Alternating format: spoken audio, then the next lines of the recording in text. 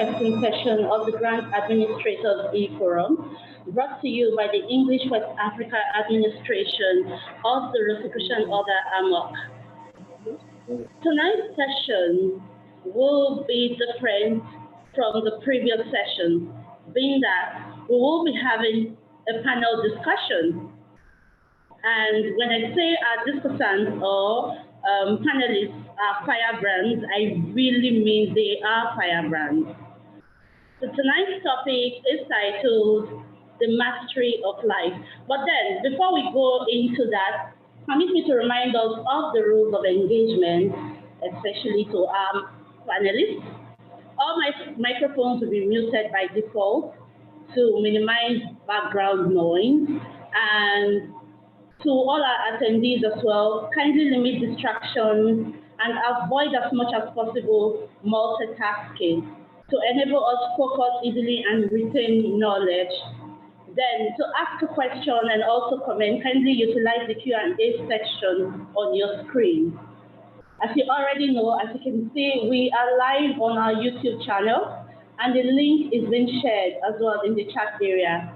Don't forget to share the link with our members who are unable to join us here. Also, if you're experiencing network glitches in terms of being on the Zoom app, you can as well join us on our YouTube channel. Questions and comments from there will also be treated.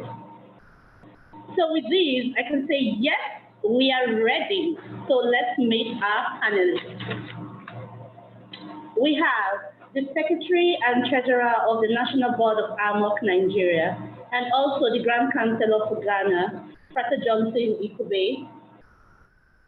And we also have the Grand Councillor for Kaduna, Benue, and Kano States of Nigeria, Sarah Professor Juliana Okapi, and the Grand Councillor for Imo and Abia States of Nigeria, Frater Anthony Okorie.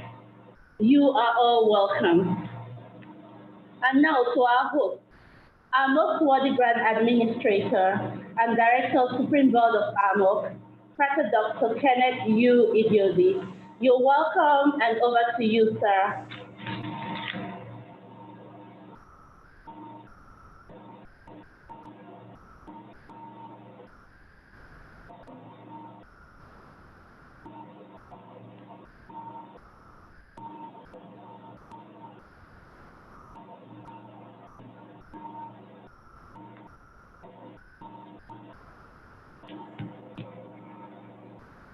Let me begin by welcoming you all to with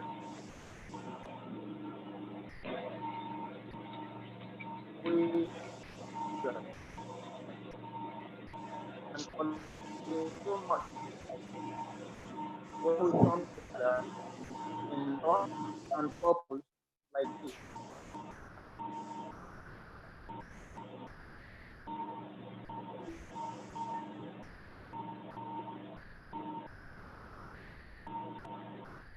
Perhaps that taking a deep breath without holding a few and without holding out, breathe in and out.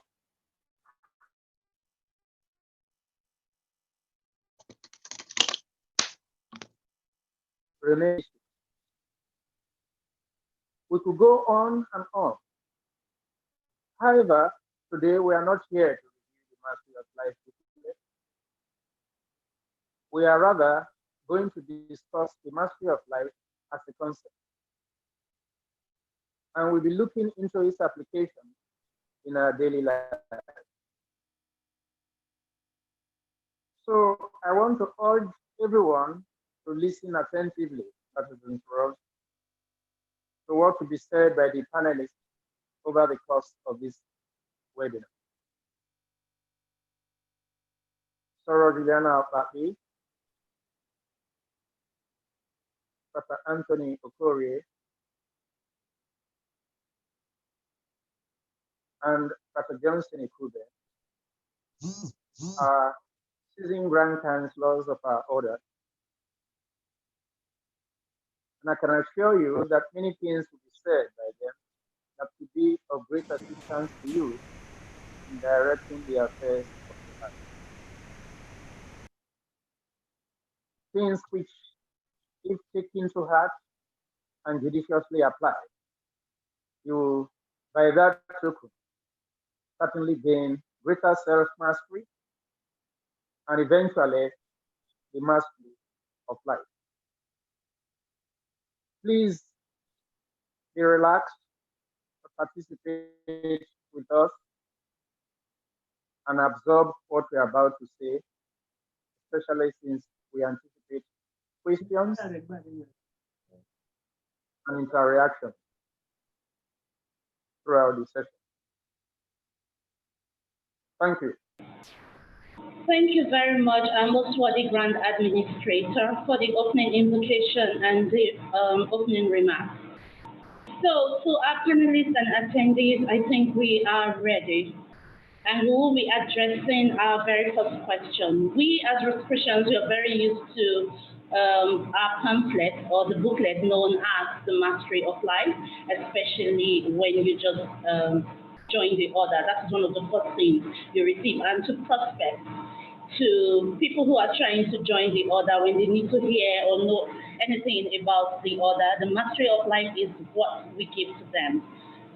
So, I will be asking to our panelists. The Rosicrucian Order has an introductory booklet called The Mastery of Life. What does the Mastery of Life mean? And why is it so important in the Rosicrucian philosophy?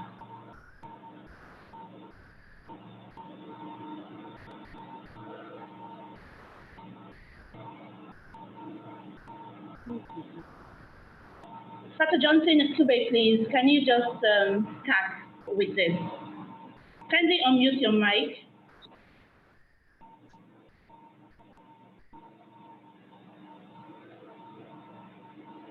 Yes. You can hear me now, yes?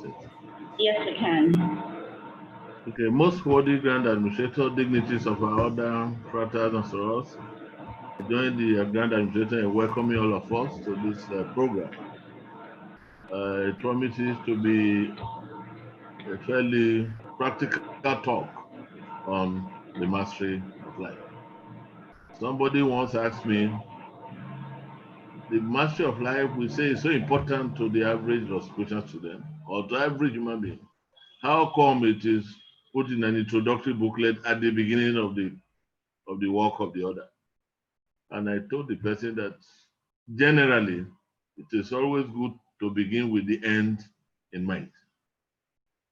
The mastery of life is an end and a process, and it's at the introductory stage that we should really launch it so that everything you do, everything you think, everything you say is referenced against your background of the goal you seek, the mastery of life. Now, there are three key words there. But before I dive into those three, I would like to make a statement that suggests this program that we're having today via Zoom. I'm sure 200 years ago, many people would have said such a program was impossible 200 years ago. That one day you'll be in your bedroom, people will be different places, and they will still be interacting like this. Perhaps only seasoned mystics would accept that possibility at that time because they do it as a routine in their day-to-day work. So the average mundane person, the average person who is heavily colored with materiality, is very difficult to imagine how people in different locations can communicate and see each other so easily that it looks like space and time have truly disappeared. So, secondly, also, every human being has an insatiable inner urge to excel continuously. In other words, we are never satisfied with status quo. We always want to get something better. And in the order, we say the three cardinal things we know everybody can always do with a little bit of more of: health, happiness, and peace. I'm not sure there's anybody who will say it doesn't need a little bit of more health, or a little bit of more happiness, or a little bit of more peace. We all do. And we strive continuously to attain increasingly higher levels of those three. These two illustrations indicate that within man is an urge to attain higher levels of something. Why is that inner urge? It takes us to the three keywords of the mastery of life. We need to understand what we mean by life. In general usage, people use life to mean living, the process of living. What we do, what we say, what we think every day in order to address challenges that we foresee so that we can overcome them and attain higher levels of excellence. However, deeply looking at it, life really is a capacity given to all human beings by God to help continue the work of God. Which means there's something that God wants done and wants us to play a role in the attainment of that something. And to do that, we have all been given capacities. The life in you, the life in me, the life in everybody is from the same source. It's essentially of the same quality. But how we use the capacity is tied to our abilities to use the capacity. In other words, for instance, if you have the 100 kVA generator, somebody else has a 100 kVA generator from the same manufacturer. They have the same capacity, but they may be producing different outputs because of the inner strength of the generator. The parts are not, some are not working well, some are working a lot better. The generator has gotten a bit old. The capacity has not changed. What has changed is how we manifest that capacity. So each of us in living is using the capacity called life to do things which we call living. Those things we do create challenges for us. Why? Many of us have not been able to understand the purpose of that life. Why were we given the life? If we do, it will become a lot easier to use the life intelligently. If a student sent to the university by the parents to go and study medicine, and that's all he should bring back home, and decides to go to the university and is studying engineering, even if he's the best engineer, when he gets back home, he has not achieved. So a misalignment between why we have life and what we do with life is a challenge. And so the author has identified that as a challenge for the average human being. And therefore says, please, the goal is the mastery of life. And the things we shall teach you, the things you will do, must all be anchored on that ultimate view of what you will stand for. So we have started at the beginning with the end in mind. I will stop at that point for now so that other participants, other panelists can share their thoughts on it while we proceed.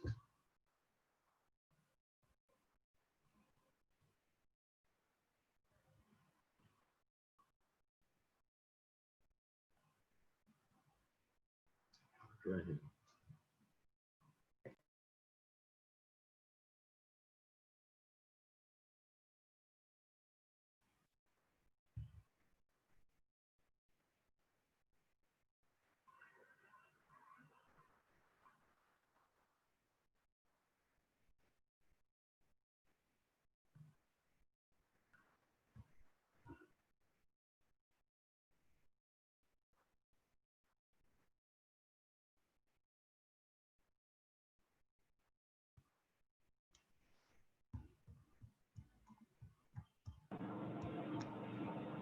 Dr. Johnson, if you were please, I'm going to take it again.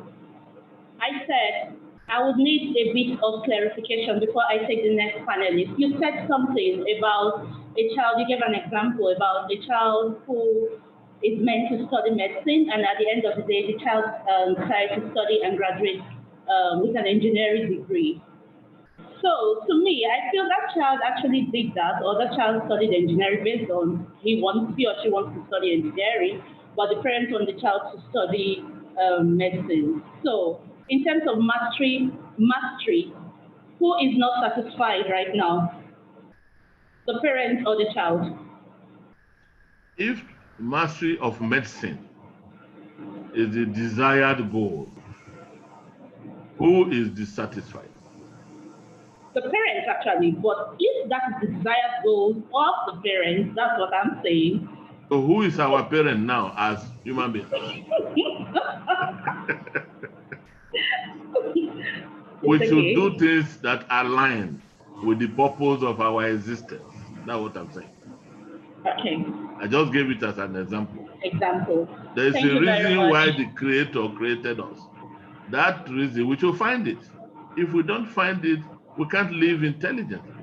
We can't align our actions with the purpose of our existence. That's the point I'm making. Thank you very much, Pastor Johnson Ikubi. So we will be taking Sarah Juliana Okapi on this same question. Why is it so important in the Rosicrucian philosophy? I mean, the mastery of life. Professor Juliana Okapi, please kindly unmute your mic.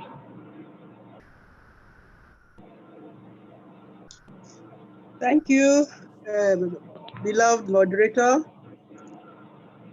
Greetings, Frater Ikube, the Wadi GA, and our co-panelists, and all the members who are listening.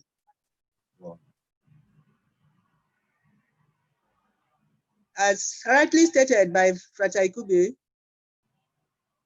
mastery of life we must begin with understanding the two key words in that booklet caption. And like he said, Amok is trying to tell the public, if you come to this fold, you will learn to know what life is. What is it to master life?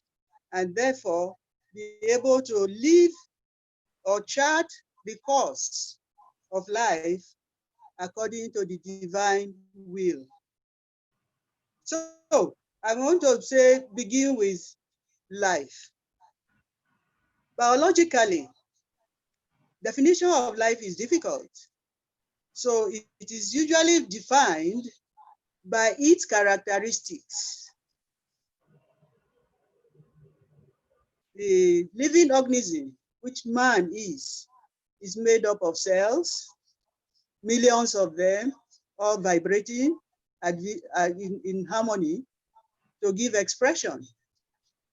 And while on Earth, this composite that we call human is designed by creation to fulfill the divine will. In my understanding, we go back to our Rosicrucian ontology. It will tell us what life is. Life is an attribute of being, so we know. And therefore, every human being on earth is expressing the divinity in him, and therefore is living the will of God, who will to manifest on earth and have certain things done as part of creation. Go ye and create. That's right. So for the Rosicrucian order Amok, he wants to tell the world that this organization is planning or has been doing it for time immemorial to train human beings to know who they are, to know that they are not only physical body, but also a spiritual self, which is the God within them. And in the course of expressing this divinity on earth, man is imbued with consciousness, which varies between the physical stimuli on earth and the internal stimuli from the divine. But because of materialism and the way of living, we must survive on the earth plane. From the time a child is born, he is trained on survival on the earth plane. Do we ever realize that this child has left the kingdom of heaven or wherever the divine is to manifest on earth? And do we ever train them to look back and think of who they really are? So these questions of who am I? What am I doing on earth? What is my purpose? That question has plagued the mind of man right from creation. And the mastery of life is telling everyone that there is a purpose to life, which you have to find and then learn to chart your course in order to fulfill this purpose. So,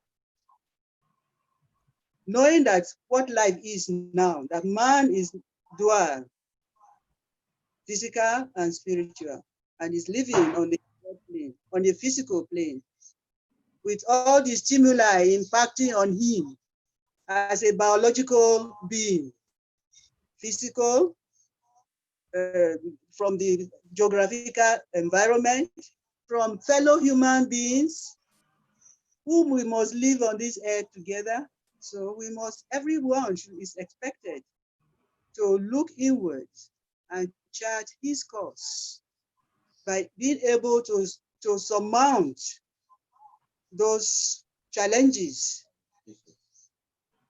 and apply his spiritual knowledge, which he gets both from within and from learning in the mystical schools or philosophical school of the Rosicrucian order, in order to attain those desired objectives of human being. Again, like Frater Ikube rightly said, health, happiness, peace, not only within self, but with other members of the human community, and indeed, nature in general. I think that's my little contribution on this part.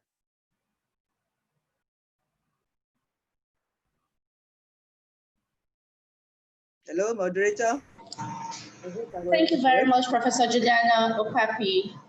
You have stated that the mastery of life, as in summary, the mastery of life is about us knowing the purpose of life and learning how to chart our course to fulfill this purpose. Thank you very much for that contribution. So we will be taking Frater Anthony Okorie. Let's hear his view with regards to why is the mastery of life so important in our Rosicrucian philosophy. Frater Anthony Okorie, kindly unmute your mic, please. Okay, are you hearing me now? Yes, are you we hearing can. me, moderator? Yes, we can. Okay. Thank you, beloved moderator. Thank you, WDGA, for giving us this opportunity to express our understanding of the mastery of life. For us and sorrows, our earthly existence is a rare and precious opportunity to solve the misery of our being, the misery of why we are and who we are. Kindly permit me to quote one of our eminent Rosicrucians. This quote you will find in the earliest versions of the Rosicrucian pamphlet called The Mastery of Life. And he has this to say, that life is a mission, every other definition of life is false and leads all who accept it astray. Religion, science, philosophy, though still at variance upon many points, all agree in this, that every existence is an aim.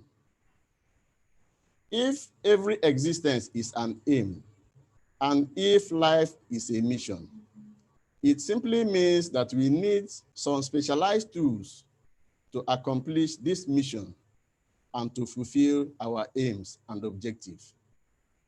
Therefore, I will say that earthly life is a school as well as a laboratory. To become a master, therefore, we must pass through a process of apprenticeship or a period of tutelage to prepare ourselves for the challenges ahead. The theater of operation is the earth, and the time for action is now. The mastery of life, therefore, is the ability of man to arrange the affairs of his life so that he can use the constructive forces of the universe as his ally. By diligent studies, practical application, and stringent adherence to our spiritual selves, we evolve our consciousness. From this point of view, for us and sorrows, you can agree with me that every individual has the potentiality of becoming a master of his life. Then, the second aspect of the equation is this: why is the mastery of life so important in Rosicrucian philosophy? If mastership means direction, the order recognizes this and also recognizes the fact that our unique methods, our laws, our principles, if imbibed and practiced by any sincere seeker, will enable him or her to overcome the unpleasant experiences of life. You can agree with me that the mere study of spiritual laws does not make one a mystic. Knowledge in its dormant form is meaningless.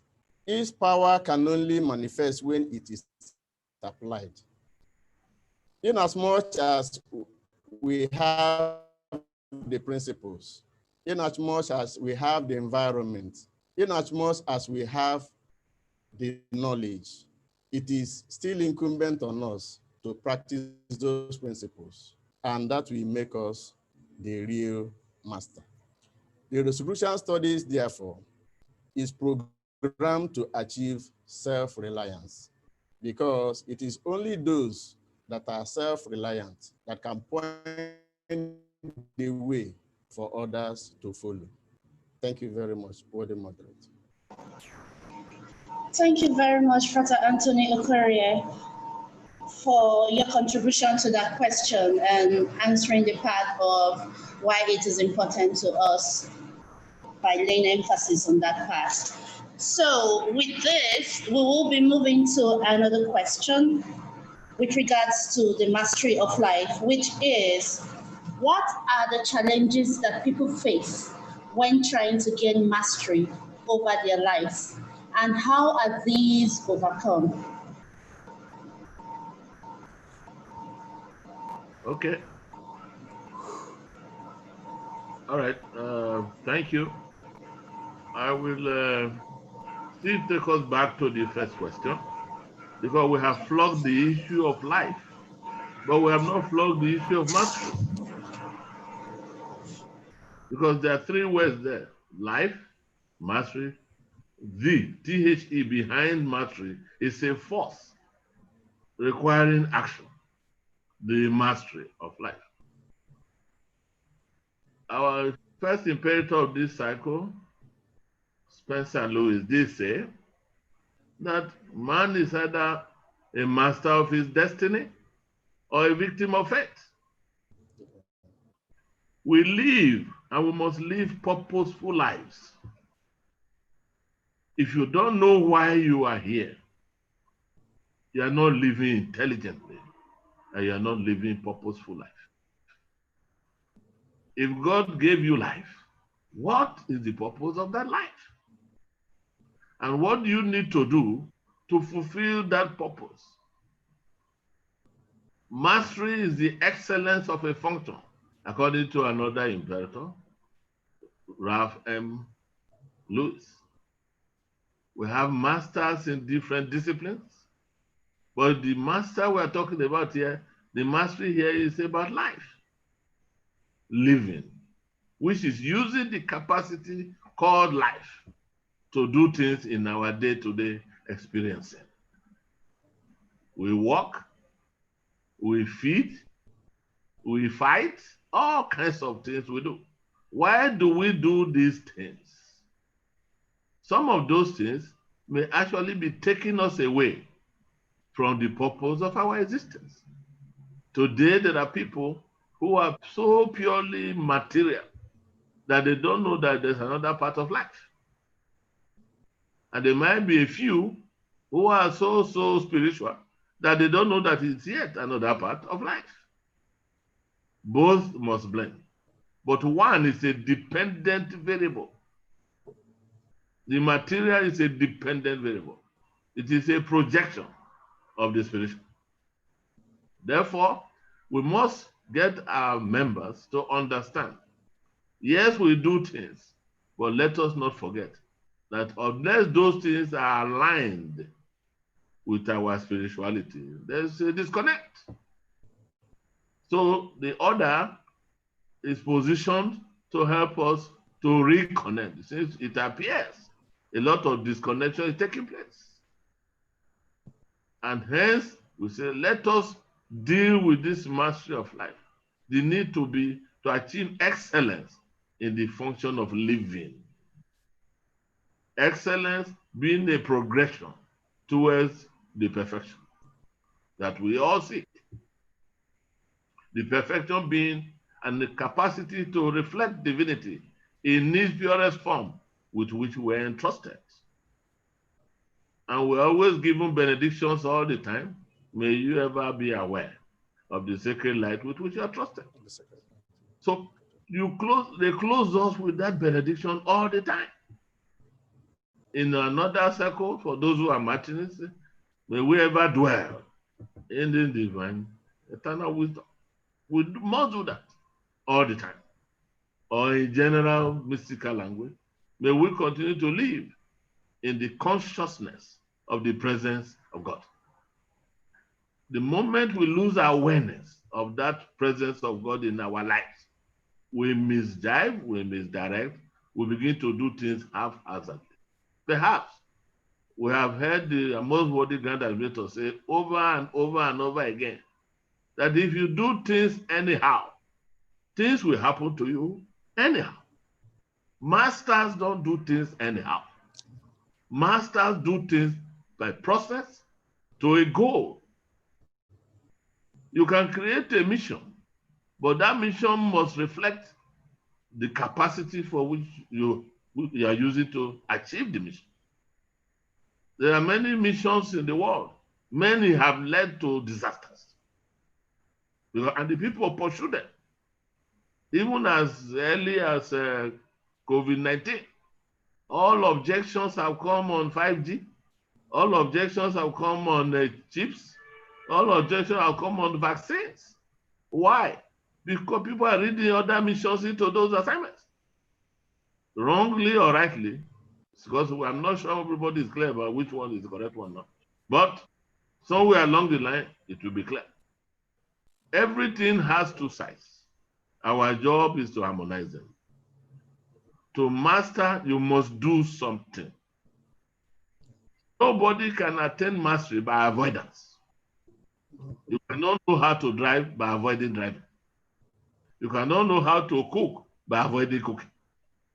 So you cannot know how to master life by avoiding living. You must live. But in living, we say there are two components. There is the need which you want, and there is the want which you need.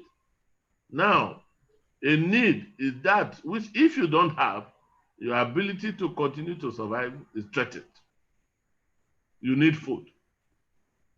If you don't eat food, it's not a matter of right or wrong. You will die sooner rather than later. But you may want rice or you may want pounded yam. Those are wants. They are all types of food, but you must eat food. So our job is in eating the food or wanting different types of food. Let's have a reference to the body's need for food. The body needs, it doesn't need rice or plantain or anything. It needs minerals, it needs vitamins, it needs proteins. Those are the things it needs from the food you eat. There are some foods, if you decide to swallow stones as food, it's your choice, but it's misaligned. Therefore, it is not, it's mission a disaster to your mission. So mastery requires that we become aware of the duality that we are, as has been rightly stated before now. And we must constantly, in everything we think, say, or do, test them as to how well they align with the need for representation or being worthy agents of divinity, which we must be. So, brothers and sisters, we must work hard to be masters of our destiny. It requires that we continue to look after the health of the body. Like the most worthy GA started at the beginning, there's the mastery at the level of health, which is physical. Then the mental plane, we have it. A situation where what we think we can push through to a logical conclusion and raise our sensitivity to the psychic side of our being. And then at the spiritual level, of course, the need to harmonize and integrate with the oneness that is the universe. And our order has laid steps in these training programs from the very beginning, but sensitizes all to the ultimate at the initial point of entry. To say, the mastery of life, this leaflet you see, is very small, but it is loaded and mighty. If you read that mastery of life alone, maybe for 10 years, I'm not sure you will not attain illumination in the process on the lighter mode. So, brothers and sisters, we must focus on this mastery. And it says the mastery, which means action must precede the process of mastery. And I believe our starting point, which is my first recommendation, because there are challenges, is that knowing what we know, we should know that everything you see in life is a cosmic presentation to you. That's your first attitude of mind. Everything you meet in life, don't take it for granted. There's something that something is presenting to you. Look at it very well and decide properly with the power of strong thoughts, with an attitude that this presentation has something beneficial to me, provided I choose wisely. I will drop off at this point for my other colleagues to take up. Thank you. Thank you very much. Thank you very, very much, Pastor Johnson Ikube. I was able to gather that man is either a master of his destiny or a victim of fate. And then to master, we must live, and it has two components: the need we want and the want we need. So on that note, I would like to find out from our other panelists if they have a word or two with regards to this question. Professor Opapi, please, are you saying something? Kindly unmute your mic.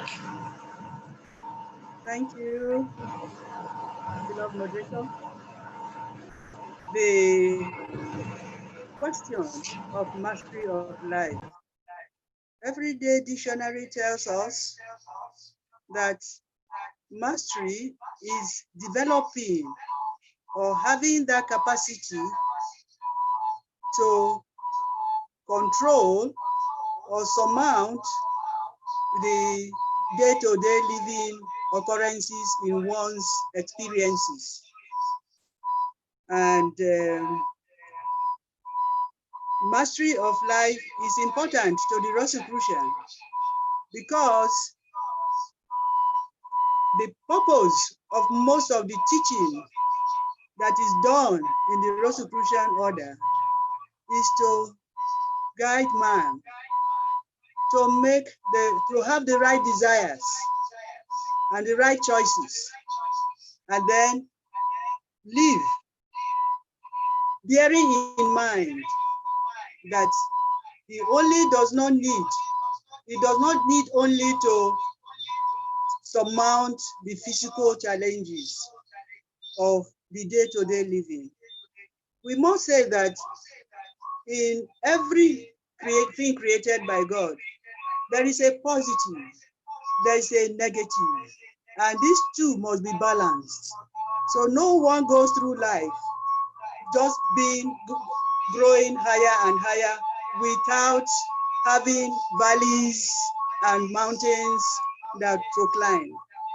So mastery of life is teaching us how to plan, observe our desires, our attitude, our actions that we take, that these aspects of living are in line with the cosmic desires for us. So, like has been mentioned, limitations must occur in every living creature. As long as we are living on the earth plane, the material aspect will challenge you, and other aspects around you. And the material aspect doesn't just mean human. Geographical location, your well-being, your wealth or lack of it, all of these contribute to molding one's chart through life, the chart through life. And we must be able to overcome these events when we meet them in the course of living. That is the purpose. Thank you. Thank you very much, Professor Juliana Okapi. Thank you very, very much. And please, so our panelists, kindly ensure that nobody's standing close to you with a mobile device to minimize the hallback effect we're having. As you have noticed, we're having that noise while Soro Okapi was talking. So if there's anybody standing close to us with any mobile device, kindly request the person to move away. Thank you. So back to our question, which was, what are the challenges that people face when trying to gain mastery over their lives, and how are these overcome? We have had responses from Frater Johnson Ikube and Professor Juliana Okapi. I wouldn't know if Frater Anthony Okorie has something he would like to say to that effect, or we just move on. Do you have something you would like to say? Would you want to add something to this, Frater Okorie? If you want to kindly unmute your mic.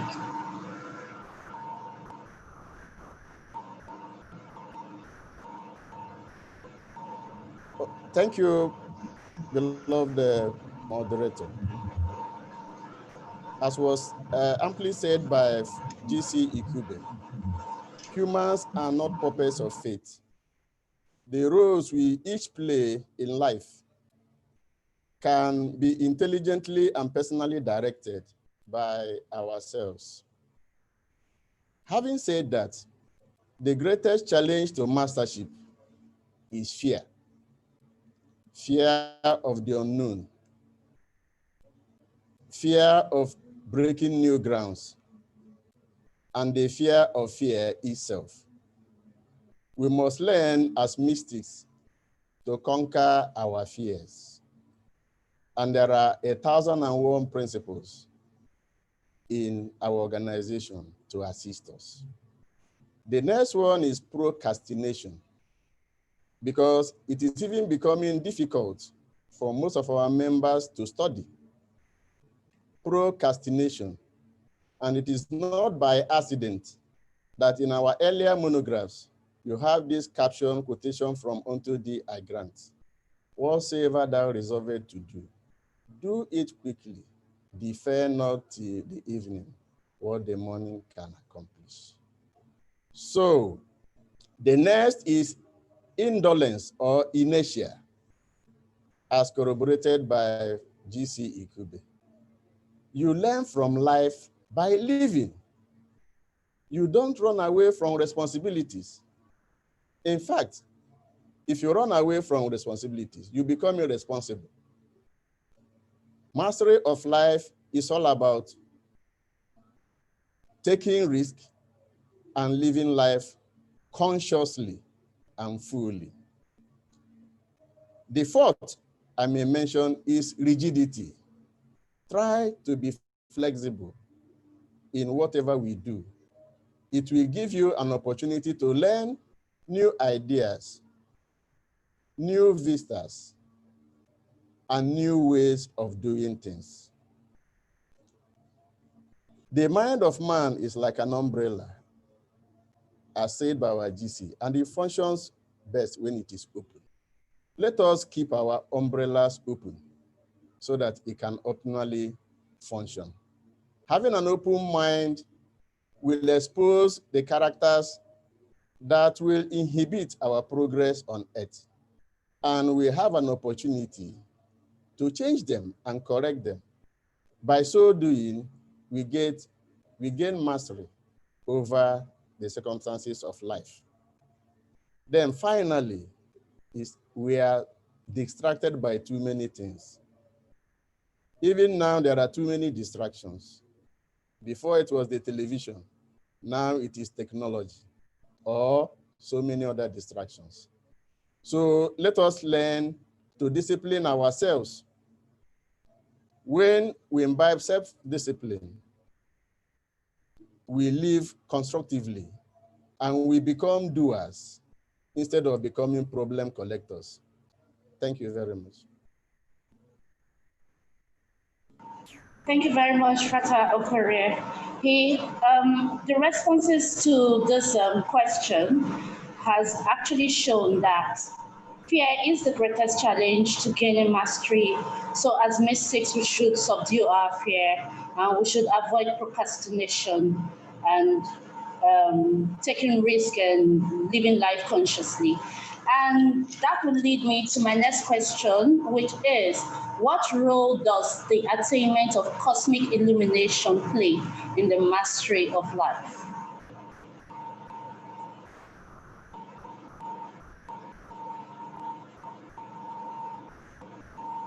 I'm directing this question to Frata Okorie. Please kindly unmute your mic. So let's start with you.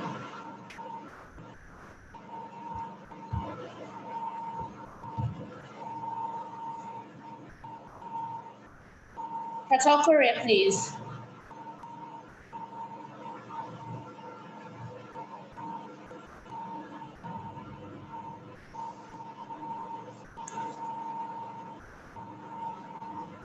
Okay, I had thought that Fratikube would have answered this question since he's next to the Cosmic Master. But having said that, I will do my utmost best. I could take Frata Ikube first if you want. No, don't worry. I'll take it straight away. Then you can continue from there. Yeah. Okay. As you know, yeah, cosmic illumination brings the wisdom of God's own consciousness into the human body. It makes the person a prophet of the future, as well as making him familiar with all that has transpired in the past, for he has then in his consciousness, the consciousness of all time, all people, and all things. Having cosmic consciousness indicates that you're already a master. And what you have to do is to direct others,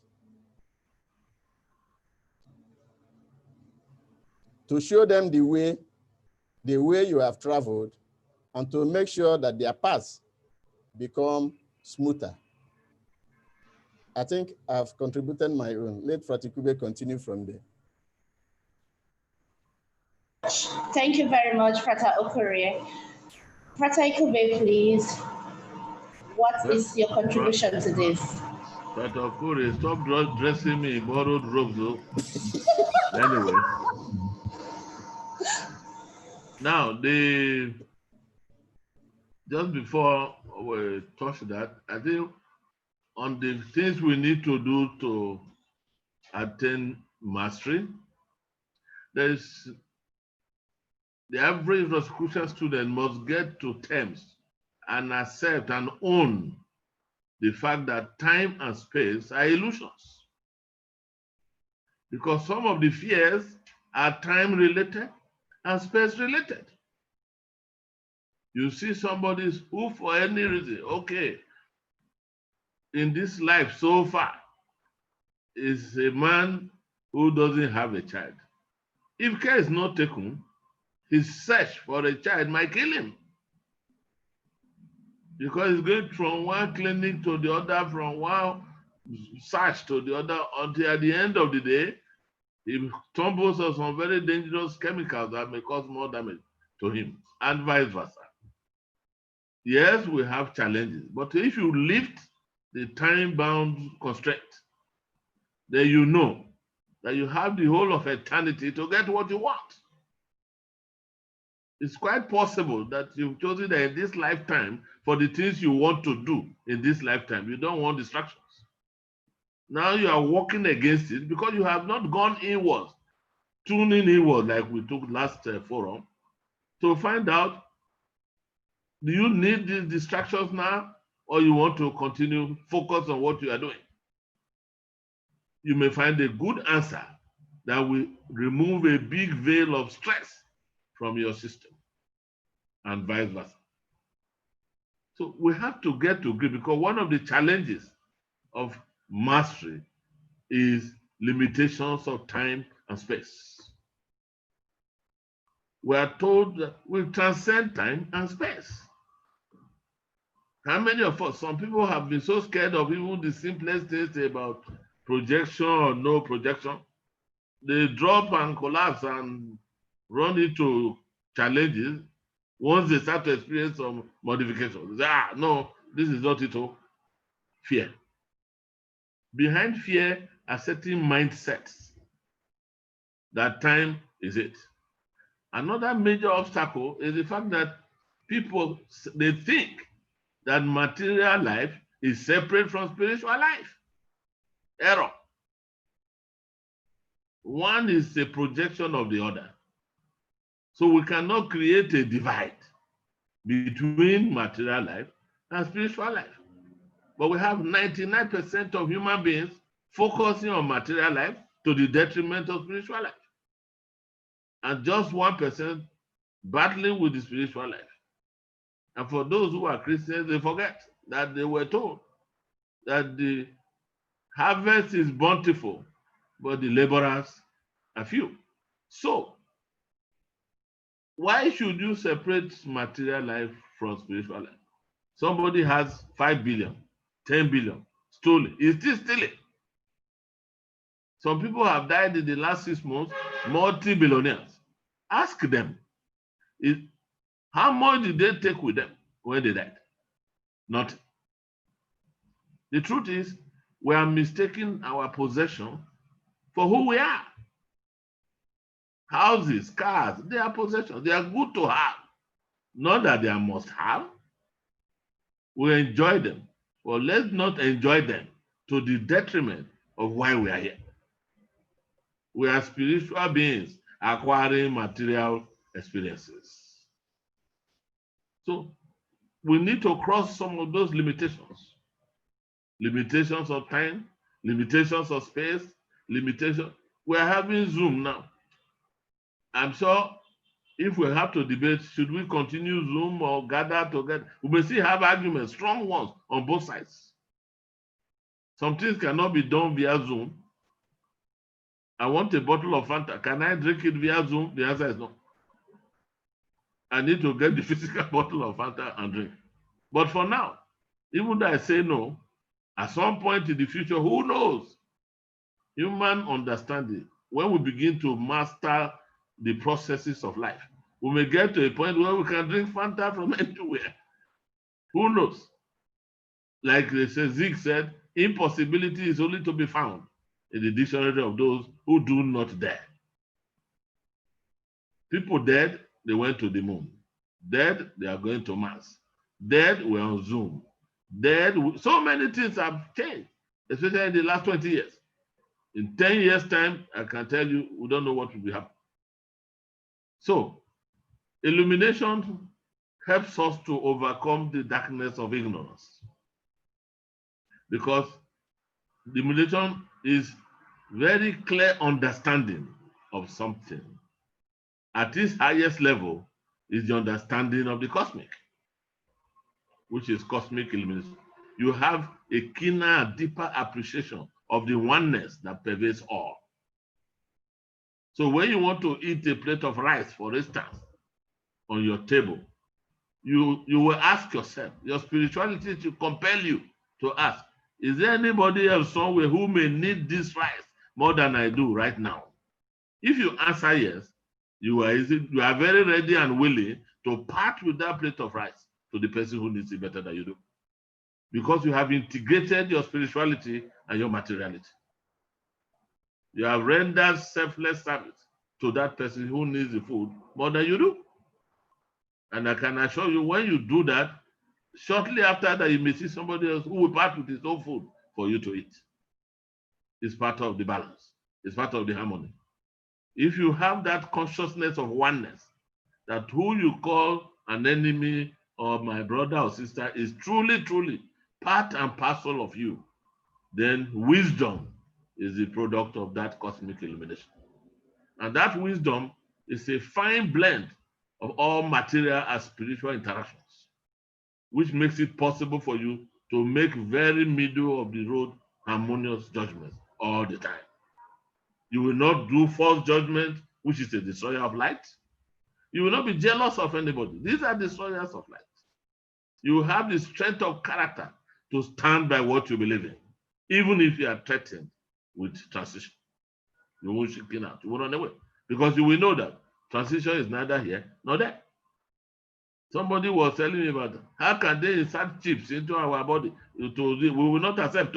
I said, okay, fine. You will know for sure that there's nothing the world has set its mind on that will not become. These chips is going to be part of people over time. By the time you are coming back to this world, the next incarnation, or the first vaccination you will take at birth is with chip in your body. What are you going to do? Will you still be fighting it? Why are you fighting it? Because you are ignorant of the fact that many, many things are going to happen. Some of us some of us may have been slaves before. Now we are free, we are shouting. So illumination is something that raises your psychic sensitivity to universality and blends the spiritual with the mundane, such that the beauty, which is the dream of the mystic, is made visible in all that you see, touch, think, say, and do. Let us be positive all the time. Like the Bible said, God made everything, looked at everything he had made, and said it was good. Where is the bad coming from? It's in your consciousness. Amok will help you to purify your consciousness. Amok will help you to position you on the path from the awareness of self, which you now have, all to self-realization, self-mastery, and mastery of life. Mastery of life does not mean you won't have challenges. It just means that you can position challenges where they belong. Jokingly, I say, if some people are battling with problems, there was a company that had the issues. They bid for a contract which they won, but before they could collect the lead, certain conditions changed and the contract was postponed. But they had recruited 200 staff down for that contract. Now the company is face to face with 200 workers they need to pay, but no contract. The managing director was almost running mental from drug depressants, from BP drug to the other. Somebody told him, sir, why don't you present this problem to the workers themselves and say, this is your challenge. Let's see whether they have solutions for you. The man presented the problem. Workers came up with fantastic options, and the man slept well for the first time after that date. What was his problem? He limited himself to being the only one that had the solution to the challenge. Many of us also fall into such things. There are people who can't eat, and yet looking for how to feed so many people. They have not fed themselves. There are people who don't know how to love, yet say they want to love others. When they have not, they don't even know how to love themselves. In our conduct daily, there are many things we can benefit from. But illumination, especially at the level of cosmic, which is the oneness of the universe and totality of all there is no way. In fact, we can't even talk of the benefit for self-mastery.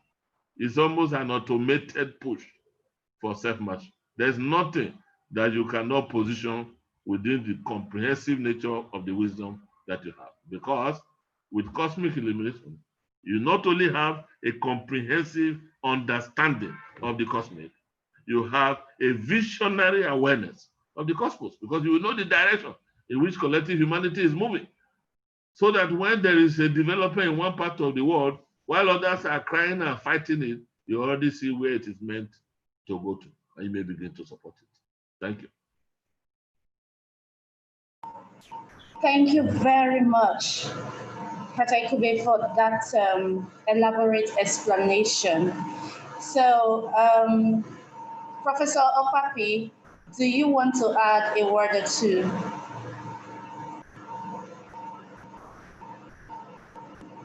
Can you hear me now? Yes, we can. Thank you. And thanks all the earlier speakers for the job well done.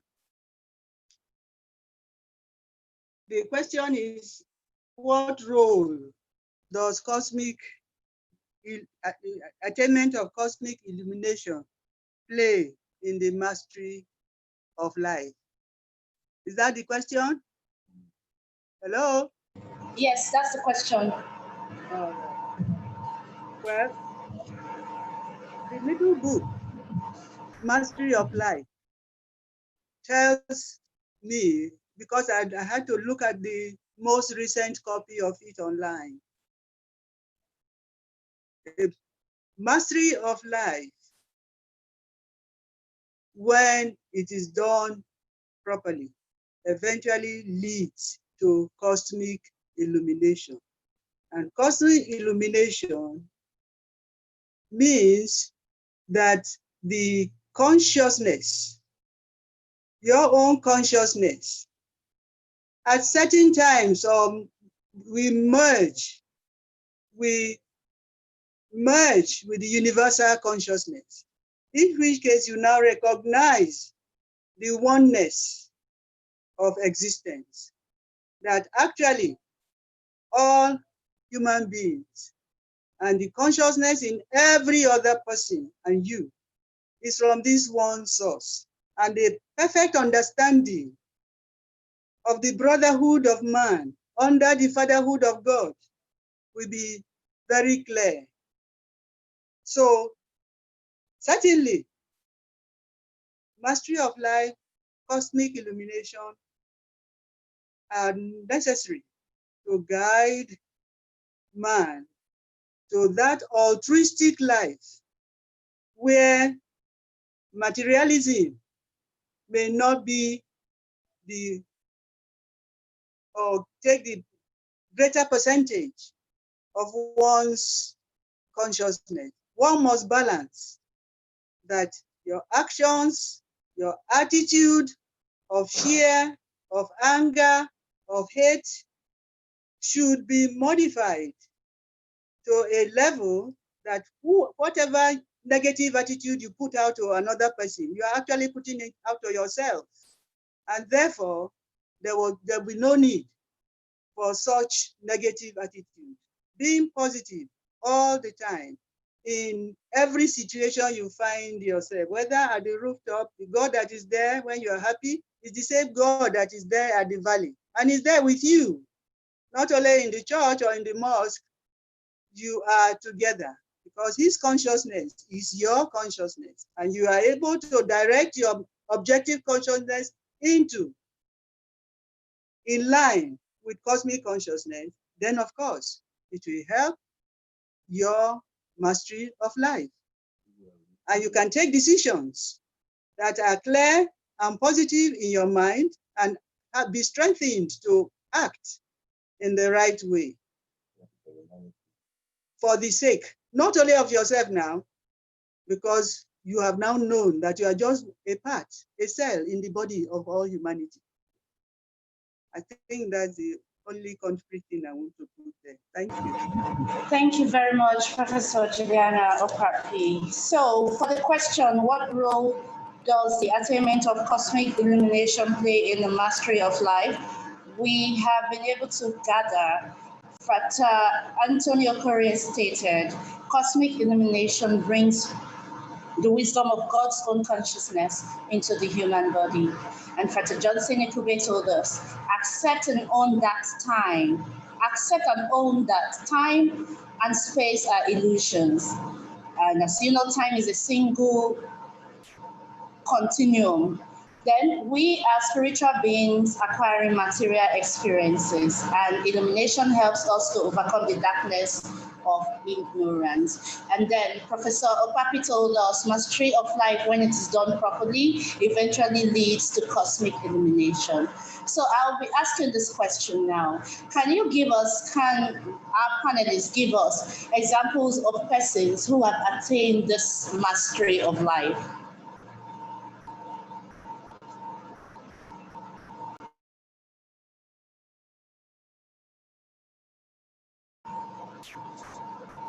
I'm going to take the question again. Can you give examples of persons who have attained the mastery of life? Professor Okapi, would you want to start with this one?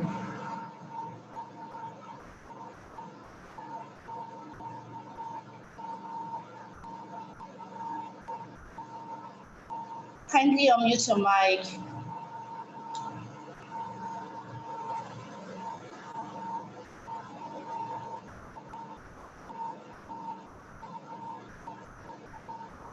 All right, can you hear me now? Yes, we can hear you. Example, in our studies, several examples of people who have attained cosmic illumination, we are given, we are discussed, even in the book that is called the Rosicrucian Manual. So there are many. Socrates is one of them. But before I begin to even name them, maybe I will just mention that the hallmark of a person who has attained mastery of life and cosmic illumination is one who has learned mystical principles, is enthusiastic in applying them constantly for the upliftment of humanity, or at least in the area where he is known.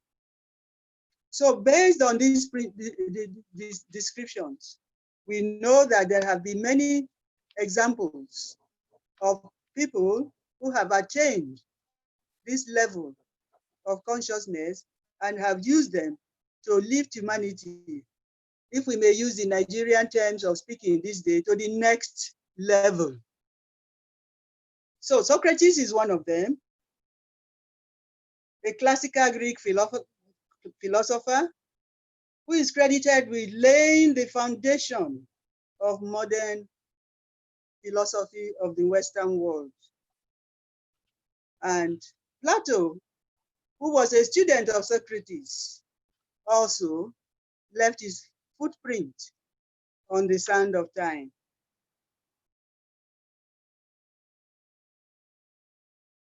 And I quote a little from Plato because he said, The measure of a man is what he does with his power. The power of the life, the power of everything you have is what you do with it that measures your worth.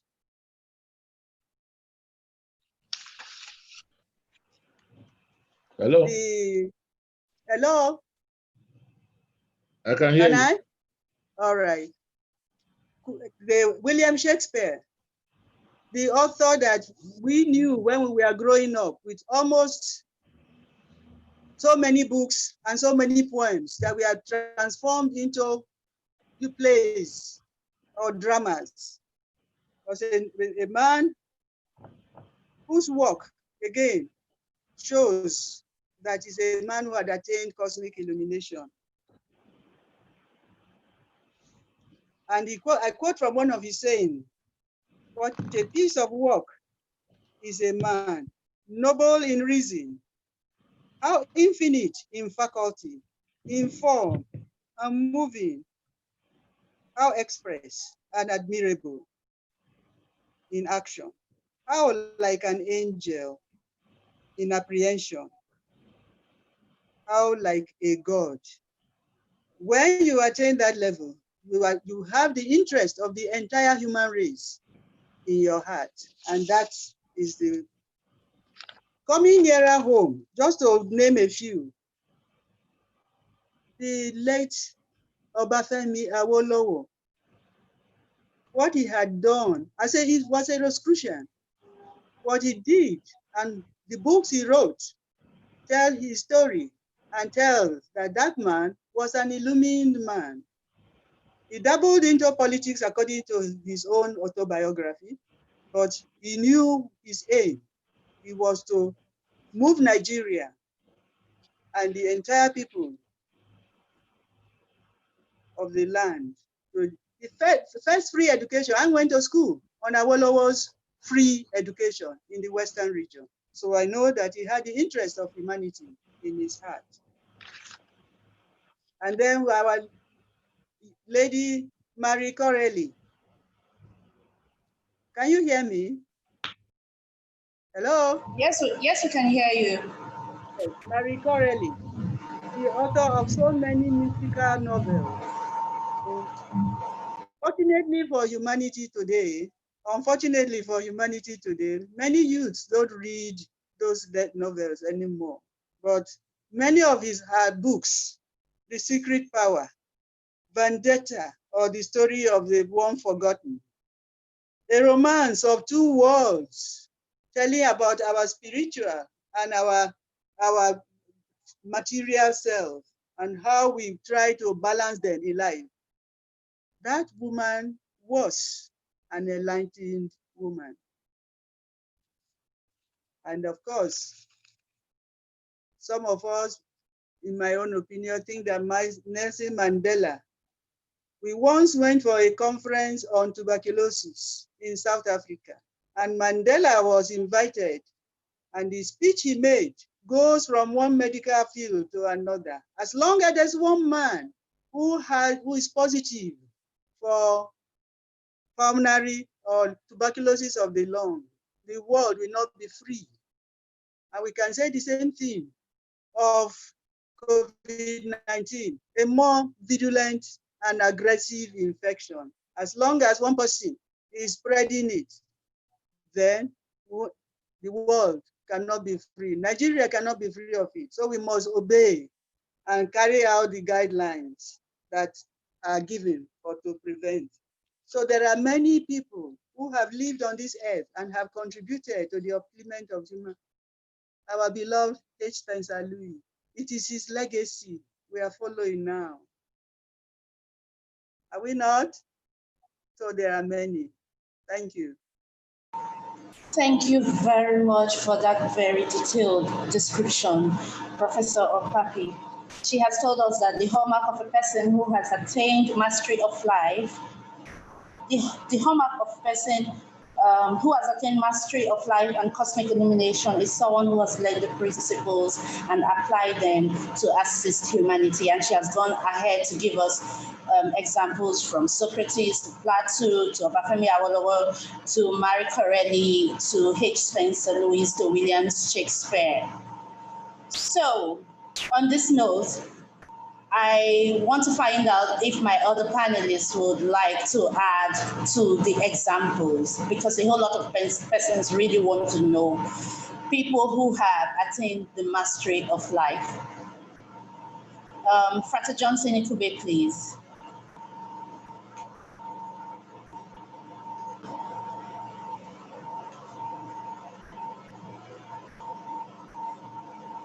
Can you hear me? Yes, we can hear you. Yes, we can hear you. Sorry, I had some challenges linking. So, I think Professor Kwakwe has done very well, listing quite a number of people. And I think that should satisfy the curiosity of whoever wants to know. Because they say, take the message, leave the messenger. Now, the part of our requirements always is to be as humble as not to be known, if you understand, because ego has a problem on so many things.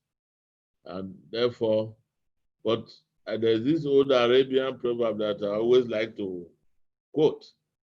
Say, he who knows not and knows not that he knows not, he says, a fool, leave him. Don't bother about it.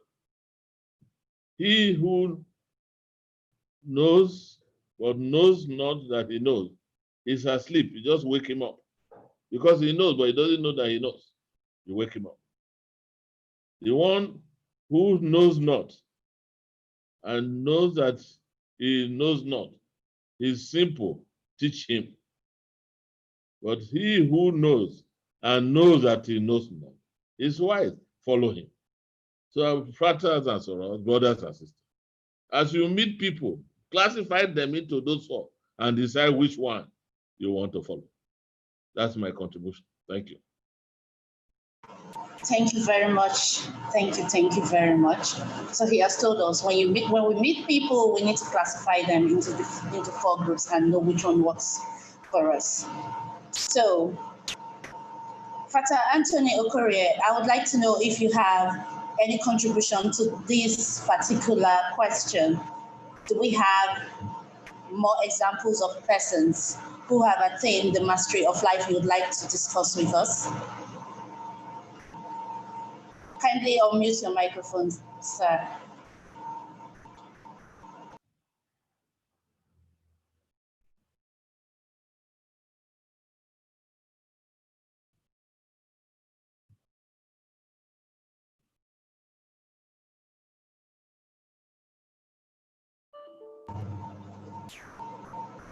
Frater Curry, I didn't get any response from you. Please unmute your microphone. Okay. Okay, are you hearing me now? Yes, we can. Okay. It was so nice that Soro Okapi thought globally and acted locally.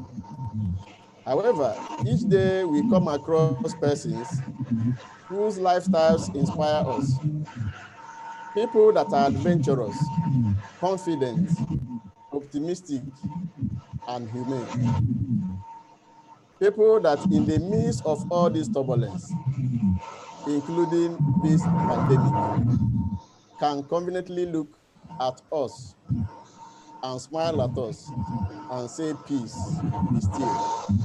They are not far-fetched, even if as I'm looking at the screen, I know that even those who organized this seminar, including our hosts, can fall into that category. We can also have people who have experienced this illumination, even in our villages. But those who fall into this category that I've mentioned, people that are humane, people that are confident, people that are optimistic, people that are selfless, caring for the needs of others. Thank you. Thank you very much, Frater Anthony Okorie. And before I move to the next question, from the chat area, Frater Patrick Obayagon also stated, he also listed some names of persons who have attained the mastery of life. He has stated Siddhartha Gautama Buddha, Master Jesus, Francis Bacon, Mohammed, amongst others, attained the mastery of life. And also, let's not forget Master El Moriah, you know. So before I would take a particular question that's been nagging my mind, I would like to take some other questions from our attendees. There's a particular question which is, the human mind functions best when open. But in a place like Nigeria, can we really operate with an open mind without being taken advantage of?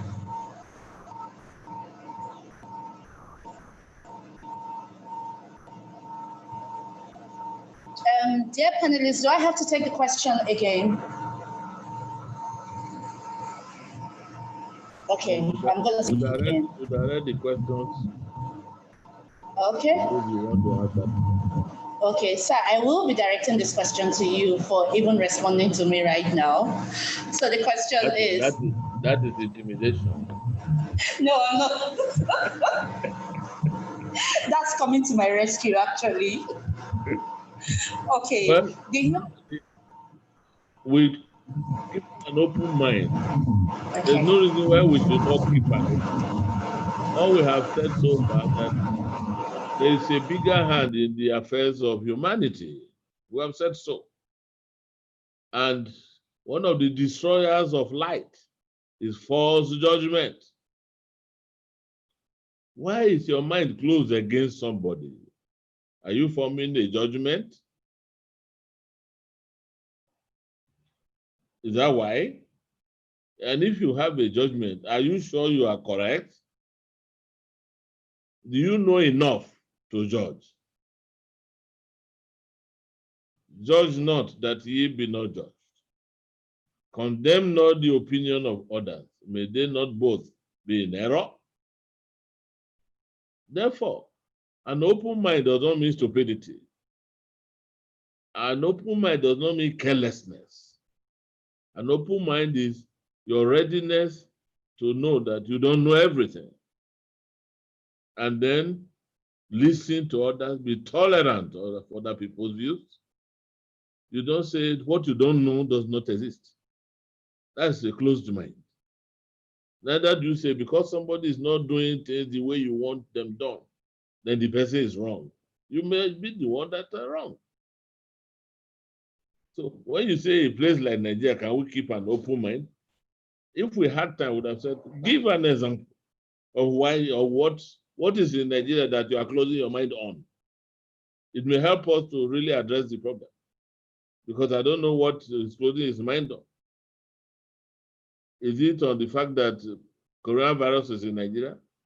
You don't want to keep an open mind as to all the things that are coming about coronavirus. It should better do so that, but open mind does not mean you don't have an intelligence to process the things that pass through your mind. You will process them. The ones you can accept, you accept. The ones you can't accept, don't throw them away. Keep them in the parking lot, because you might be able to accept it tomorrow. But if you throw it away today, then when you need it tomorrow, it is not available. And that's what the order tells us when we join the order. See, you may read things that you may not agree with, but please don't throw them away. Keep them where you might need them tomorrow. That's an open mind. An open mind does not say this person, because he's black, is not a human being. That's not an open mind. An open mind does not say because he's not a Rosicrucian, he's not a good person. That's not an open mind. Because he's a church person, he's like this, he's like that. That's not an open mind. That's a closed mind. Anybody is talking against another person's religion that you don't even belong to, how much do you know of the religion?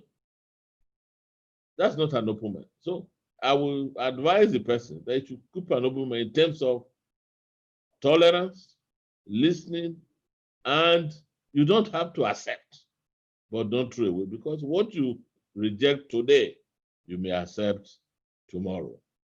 And if you are not a closed mind, will not even want to see it again tomorrow. There are some people who say, "Oh, I am a Christian. I cannot read the Quran." That's a closed mind. Or I'm a Muslim. I will not read the Bible, Holy Bible. That's a closed mind. Read, you don't have to accept. So that is my response to the person. Nigeria, there's nothing new in Nigeria today that was not there 60 years ago, and that will not be there. Different versions of the things will come from time to time. But we should keep an open mind, hear all of them, dissect them, take the ones we can accept, the ones we can't accept immediately. Don't throw away, don't go and fight anybody because of it. Keep it, you might need it tomorrow. You may find that you are the one wrong today by keeping a close mind. That's my advice to the person who has the question. Thank you. Thank you very much, Professor Ikube. And Professor Kennedy Onyelowe in the chat area has also left a comment with regards to this open mind question. And he said, an open mind is an attribute of self-mastery. If one can travel through life to attain mastery of life here, then having an open mind should not be an exception. So I suppose, Soro Akara Kovie, that these responses, you're going to find them very useful. So, on that note, I'll be asking another question, which was left anonymously. What are the indicators on our path that will assure us that we are on the true path of our destiny? What are the indicators on our path that will assure us that we are on the true path of our destiny? Please, I'll be referring this question to Pastor Anthony Okorie.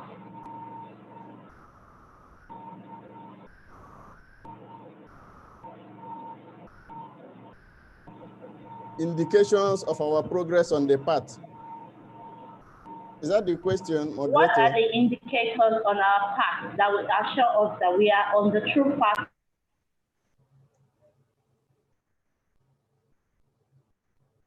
Hello? Okay, are you hearing me now? Can you hear me now?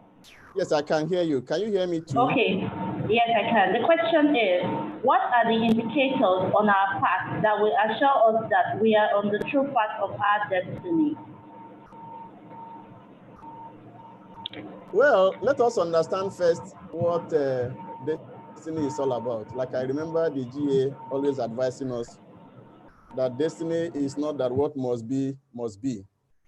We contribute to our destiny through our thoughts, our words, our actions, and our character. Character is evolving. Thought is evolving. But if you have harmonious thoughts, you can recreate your destiny. If you look back maybe 5 years ago when you joined the order, and you look back at your life and look at what you have accomplished between now and the last 5 years, you will bear with me that so much has been accomplished. You have become more gentle, more humane, more tolerant of the opinion of others, more tolerant of other people's religion. You have become less quick to anger, and we have become more humble, and we have opened new vistas to the way that we see life. The progress might not be seen by you, but those assessing you from the outside will understand that something really new has happened in your life. Have I answered the question correctly, moderator? Well, you have answered the question. About correctly, that will be left for the anonymous prater also rather than the question. Okay, but to me, you have answered the question. Also, Opapi, would you want to support him on this one?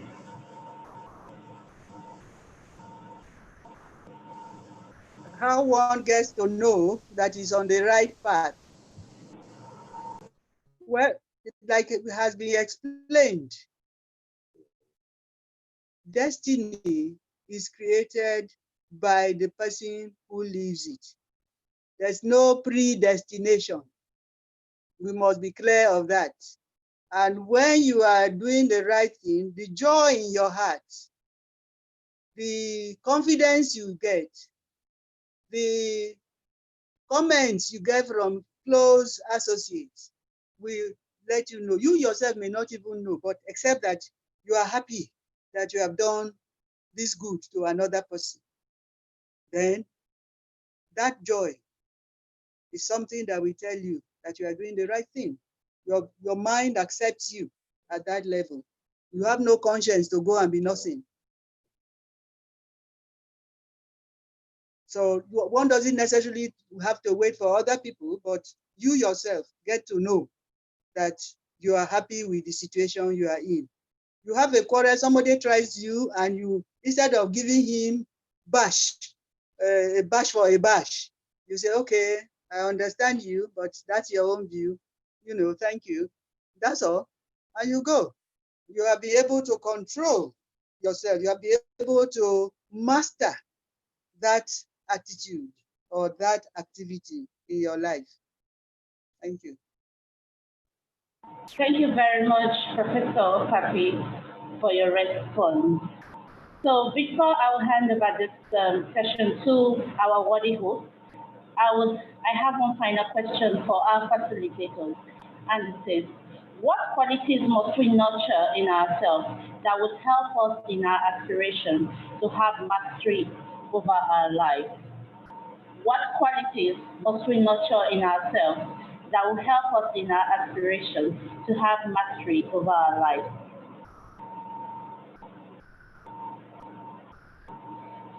Can I start? Yes, you can start now. All right.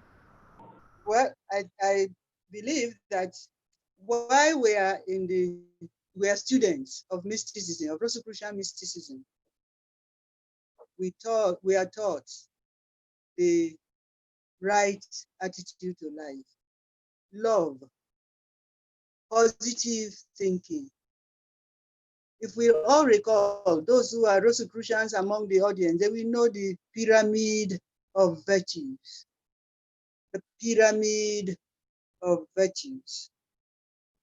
And those living, not just knowing them by heart, but living those pyramids, the virtues on those pyramids of truth, honesty, fortitude, forbearance, chastity.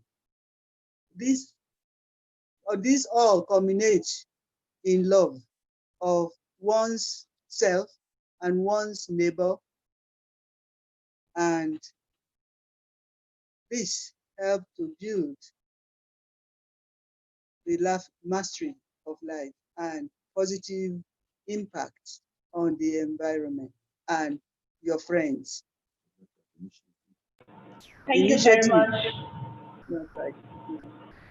Okay, thank you very much.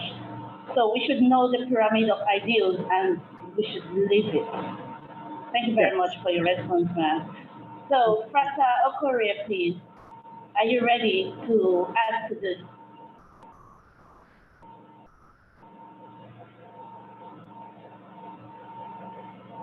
Okay. It seems to be experiencing network glitches. So I will have to ask you, Professor Johnson, it could be. Okay. Professor Bakwi has said quite a number of good things, and these are just additions. One fundamental thing is you must treat people. You must develop the ability to treat people for their humanity, not their humanness.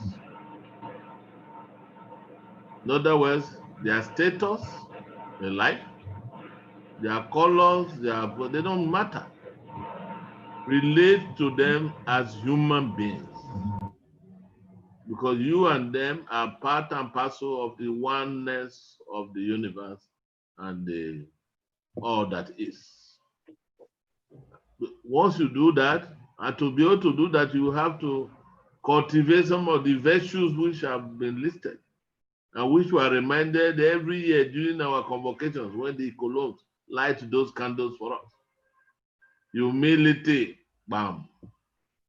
Tolerance, constancy, wisdom, they were all listed. Sincerity. For as long as we work hard, we are not perfect, we are busy trying to evolve.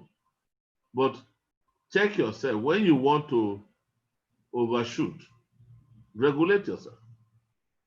And over time, your subconscious will know that you don't like that kind of behavior and will program you against it. So you may find yourself not behaving that way again. You would have moved. Some people are quick tempered.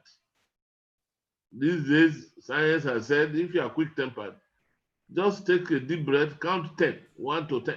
Okay. You may be able to change what you would have said at the miniature start. You would avoid it because you have seen that it's not okay. When you are angry, don't make any major decision.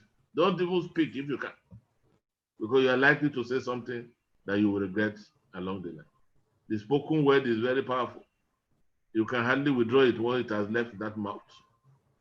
My father used to tell me, my son, make sure you guard what you take into your mouth carefully because it can ruin you. Or what you say out, both can kill you. So people should not get angry. Anger is a weakness. It is not an asset at all, it's a weakness. Humility is a strength. It's a tough job, very tough, but it is something we must overcome. Remember, we are told that no man may attain illumination until he or she has mastered humility. Bam. But how many people know what to do to be humble? An ability to listen to others long enough to let them finish what they are saying is a mark of humility. But some of us are guilty. As people are talking, we jump inside it. We have not even heard what the person wants to say. We have concluded. Error. You will not learn like that. You will not learn like that. And to say because you are a student or I'm a student, when you have strong headache, you won't go and see doctor. That is a problem. Amok did not tell you that because you're a member of Amok, everything, if you have headache, stomachache, just breathe in, breathe out, drink water, you're okay. No. They say there's an integrated way of doing things in the world today. Mysticism is about integration. There are people who have been inspired with knowledge to diagnose you and advise you. And this consult. So that we don't wake up one morning, they say the man died during sleep. What for? Was he sick before? We don't know. He knew was hiding certain things. There are fratres and sorors who hide their ailments, and we just hear that they are gone. What are you hiding? From who? What for? Those are not marks of growth. They are marks of deliberate retardation of your progress. Over and above all, seek wisdom all the time. When in doubt, consult. If you can't consult any human being, consult the master within by asking relevant questions, important questions. You will always find answers. But surprisingly, some of the answers will direct you to other human beings you were avoiding before. So you will know that you were doing the wrong thing because you don't know everything and you can't know everything. That is my little addition to the many good things that have been said. Thank you very much, Pastor Johnson Ikube, and thanks to all our panelists. So at this junction, I'll be handing over to our worthy host, our most worthy grant administrator, Dr. Kenneth Ududi. Over to you, sir. Thank you very much, Sorone Petiti. Thank you very much, our panelists, Grand Chancellor Johnson Ikube, Grand Chancellor Anthony Okorie, Grand Chancellor Sir Professor Juliana Opapi. I'm sure that our fratres and sorors from all over the world who have logged in have, as much as I've tried to learn from this discussion, learned something. And that is the sole purpose of our order, as we make effort individually and as a group to disseminate the light of knowledge and the illumination of wisdom. One question that has been brought to me that they insist I should address is the sole aim of our Creator, our creation, to worship God as claimed by some religious schools? Summarily, I would say that is part, of course, of the aim of creation and our Creator. But I will add, from the point of view of Rosicrucianism, that we must learn to create in our own small sphere as we have been created by God, the supreme intelligence, the universal consciousness in a larger sphere.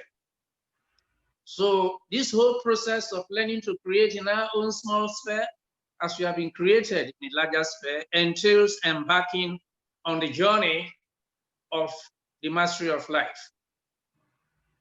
Little by little, day by day, step by step, we progress towards self-mastery as a penultimate goal, and eventually, after several lifetimes, perhaps, to the mastery of life. It's never an overnight process. From what the panelists have offered us today, it's clear that life has a purpose and we must endeavor to align with the divine will in order to attain self-mastery and eventually the mastery of life. Life also has been discussed by them as a school, earthly life as a school, as well as a laboratory. And that the practice of Rosicrucian principles, not just by study, but by practical application, sets the pace for us to attain self-mastery and eventually the mastery of life. The greatest challenge to self-mastery has been seen as fear, fear of the known, as well as fear of the unknown. And of course, the purpose of our order is to introduce the light of knowledge so that we may be able to eliminate the darkness of ignorance, to ensure that humanity is free from the enslaving influence of fear, freed from the shackles of superstition, free from the sufferings of avoidable karma. To achieve this, we need to, as much as possible, exert ourselves, be diligent. We should avoid rigidity. We should be open-minded. We must imbibe qualities of self-discipline, have a sense of direction and focus in our study. We know that we are dual in nature, the invisible aspect of ourselves as well as the visible, the cosmic spiritual as well as the mundane material. And we must strive towards balance and a balanced life. Fratres and sorors, just by the act of living, every human being is inadvertently making an attempt to gain mastery over life. The survival instinct exists in every living thing. In man, this instinct makes us strive for health, happiness, and peace. Our search for happiness in life, our search for peace, for well-being, or our attempts to stay healthy can only be fulfilled by living in harmony with the invisible laws of life. The technique for achieving harmony with the natural and spiritual laws of the universe may be called the science of living because it requires scientific knowledge. However, it may also be called the art of living because it requires the development of skills born out of practice. In other words, fratres and sorors, it is not sufficient to know what needs to be done. It is also necessary that we also put it into practice. And we must do so to such an extent that we develop a natural skillfulness that makes us masters over time. Perhaps the greatest obstacles we face in our natural attempts to gain mastery over life are ignorance, superstition, superstition and wrong education is the greatest obstacle. By wrong education, brothers and sisters, I'm not referring to what we learn in our formal academic institutions and have certificates for. Rather, I'm referring to what we learn from our interaction with other people. This begins from the home. Our parents, our siblings, our neighbors, the customs and traditions we are born into. As we interact with the larger global society, we become influenced by the information that we get through our travels, reading books, and our engagement with electronic and social media. With the advent of the internet or the World Wide Web, an unprecedented amount of information became readily available. This very soon became a problem of information overload. With the increasing preponderance of fake news, it has become clear that the real problem is misinformation overload. However, in reality, misinformation is a problem that has existed in the world from ancient times into the modern era. This is why the path towards self-mastery is as much a process of unlearning wrong ideas as it is a task of gaining a true understanding of life. This is also why when we join the order, we are admonished from the beginning. In fact, on the application form, will you accept with an open mind new ideas pertaining to yourself and the universe? If you answer no, we will not admit you into this organization, because only an open mind can embrace the secrets of the universe, which you seek, and the eternal truths of life. So, brothers and sorors, within each of us, of course, there exists a great intelligence that helps to keep us alive. However, this is not the only purpose of this inner intelligence. Under the right conditions, this inner power can unfold or blossom. Like an ember fanned into a flame, its effect can be multiplied with amazing effects on the body and mind. When this happens, we experience a regeneration of our bodies, an illumination of our minds, and we begin to share with others, even as we receive from them and the universe, the light of knowledge and the illumination of wisdom. Human beings over the centuries who have experienced this illumination have served as luminaries to the world. They have been the founders of religions, of philosophies, and of great movements that have helped to uplift humanity. We're indeed fortunate to have such people as examples and role models that we can emulate. Such persons have attained illumination, have attained a high degree of the mastery of life, are in a position to help our suffering humanity to the next level. If indeed there is one virtue that we must cultivate to emulate these luminaries and gain mastery over life, it is, of course, what has been stated by the panelists severally, the virtue of humility. Without humility, we will be unable to submit to the greater power within ourselves, which Rosicrucian philosophy refers to as the master within. The master within, the inner self, the divine consciousness of God within us, is what we harmonize with throughout our progress on this path. And by such achievement, we introspect or self-analyze. We watch our thoughts because they become words. We watch our words because they become deeds. We watch our deeds because they become habits. We watch our habits because they become character. We watch our character because it becomes destiny. Quite distinct from predestination, which is the notion or concept that what will be, regardless of our efforts. Destiny, on the other hand, is the direction towards which karma, or the law of cause and effect, is moving each of us individually, as family, as a group, as an organization, or as humanity as a whole. We are bound by our right thoughts, utterances, and actions to avoid being victims of fate and to become truly masters of our destiny. The Rosicrucian Order provides us with all the guidance and support needed to gain mastery over life. However, the decision and effort to consciously achieve this is an individual responsibility.